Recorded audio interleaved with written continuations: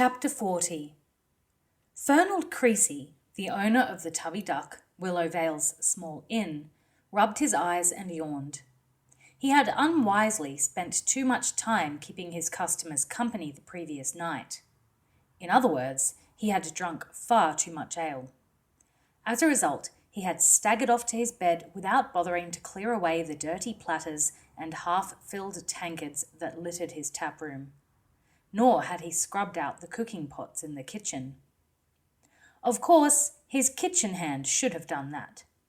But he was a sly boy, and once he saw Fernald happily raising his 5th tankard with a group at the central table, he had taken the opportunity to slip away. Now it was early morning, just after sunrise, and Fernald was faced with the task of cleaning up last night's mess.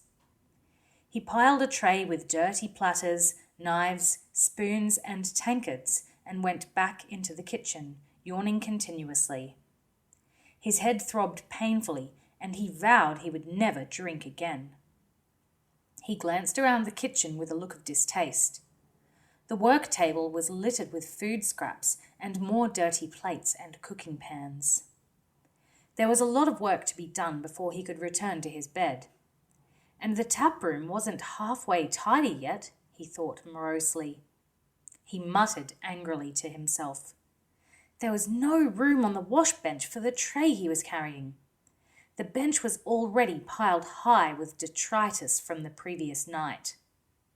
He turned to place the tray on the long kitchen table. A cowled figure was standing less than a metre away from him, silent and sinister in the dim light of early morning. Fernald dropped the tray in fright, sending its contents clattering and clashing on the floor. He was sure there had been nobody in the kitchen when he'd entered from the tap room, and he'd heard no sound of anyone arriving. "By the black troll of Ballath!" he exclaimed, putting his hand to his heart, which was working overtime with fright. "Where did you come from?" "An interesting curse," Will said. "Don't think I've heard the black troll invoked in many a year. You must follow the old religion." Fernald rubbed his face with one hand as his heart rate gradually slowed to a gallop. He glanced down and saw a half-empty tankard of flat ale on the table. He picked it up and drained it, grimacing at the stale flavour. "I don't hold with these new gods," he mumbled vaguely. Then, shaking off the distraction, he continued. "Who are you, and how did you get in here?" "I'm a King's Ranger, as you've possibly guessed, and that back door lock wouldn't keep out a determined 3-year-old. Now, sit down, we need to talk." Will shoved Fernald towards a bench, and the innkeeper sat down, aware that his knees were shaking still with the shock of the ranger's sudden appearance. "Why me?" he thought. "What have I done?" And the answer was quite a lot, actually. Fernald was adept at giving his customers short measure in their food and drink. He wasn't reluctant to water his ale from time to time, and on occasions he had slipped unwary customers a few worthless lead discs among their change. He wondered how the ranger knew about these things. "I need information," Will said. "First of all, have any children disappeared from the village recently?" Fernald frowned, not grasping the question. "Disappeared? What do you mean?" "Gone missing, run off, haven't been seen around." "Oh." Fernald thought about that for a few seconds. Then he shook his head. "No, I can't say I've heard of anything like that," he said finally. Will felt a quick surge of satisfaction. They had arrived in time. Unless... He hesitated before he asked the next question. It was crucial.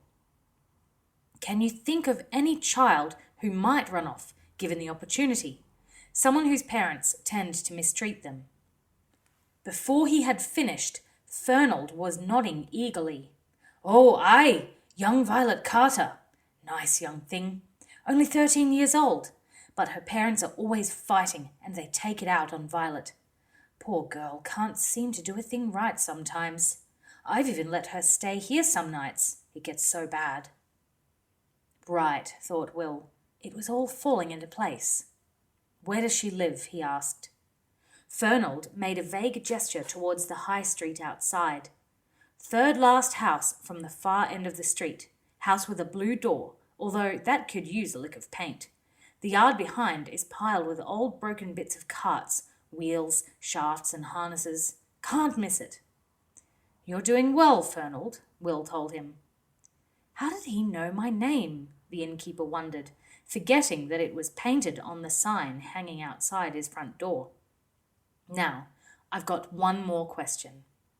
Has there been a travelling spinner through Willowvale in the last few days? You mean the story man, Fernald said, and Will's own heart rate accelerated. Rum Cove in a blue cloak and red shoes? Yes, he was here. Left 2 days ago. Why, what has he done? Will ignored the question. He had a deep feeling of satisfaction that his hunch had paid off. Willowvale was on the list. The storyman had been here, but the stealer was yet to come. And there was a likely candidate for abduction in the person of Violet Carter. He'd taken a risk revealing his true identity and asking these questions so directly. But time was short and direct action was called for. Now he had to ensure that Fernald remained silent about this meeting for the next few days. He couldn't hope for much beyond that. But by then the stealer may well have been and gone. Fernald, he said, you've told me what I need to know, but nobody else can know that I've been here. And nobody else needs to know what we've been discussing. Is that clear? Fernald nodded eagerly, sensing that this grim figure was about to leave him to his cleaning. What a tale this would make in the bar, he thought. Then the ranger's next words dispelled that thought. I mean it. You will tell nobody that I've been here. You will tell nobody what we've talked about. Understand?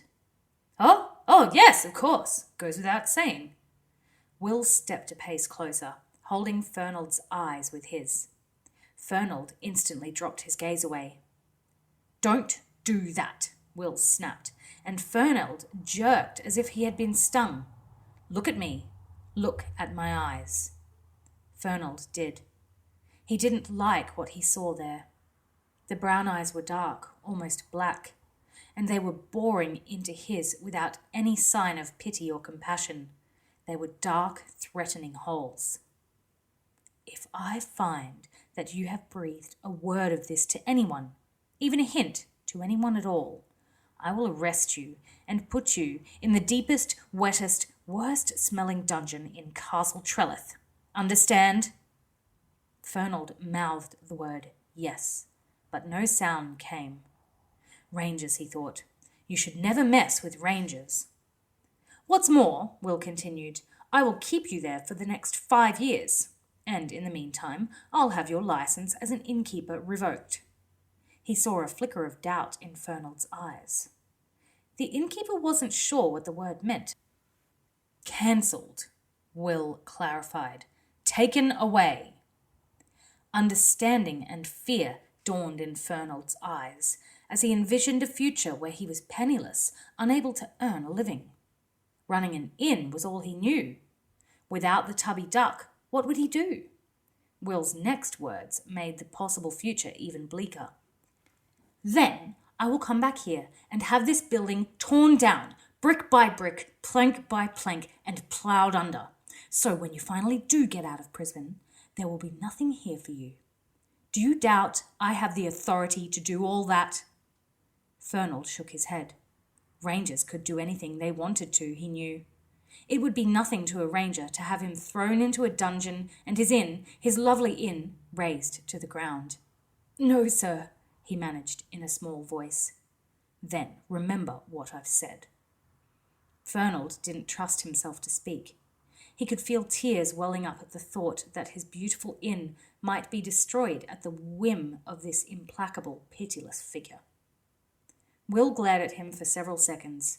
In fact, he hated to bully the man like this. But it was essential that there should be no word of Will's presence or of his questions being bandied around the village.